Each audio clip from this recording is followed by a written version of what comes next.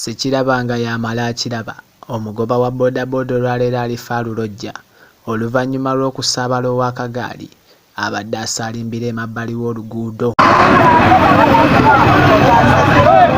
Yadde nga ababooda bamanyiddwa okwewolereza mu nsonga bwe ziti, naye ono yakedde n'ekisiraani kye nga mpaawo amusembye.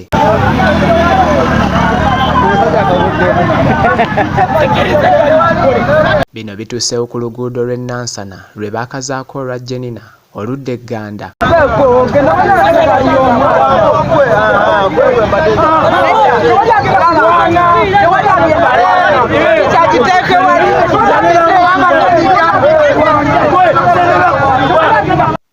Wabula ng'entabwe yonna eva ku baana ababadde bayolesa ekitone mu mazina ababadde bakuŋŋaanyizza abantu enkuyanja okwerolera ku mazina.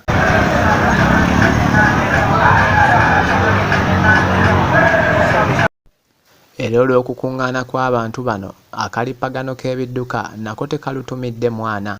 Abantu abawerako Dominion TV beegezezzaako okwogera nabo abatayagadde kulabikira mu kamera zaffe bessira balisigamizza ku bufunda bw'oluguudo nti era luwomoseemu n'ebituli ng'abantu balina okutetenkanya bo n'ebidduka okulaba nga bawaguza okutuuka gye balaga.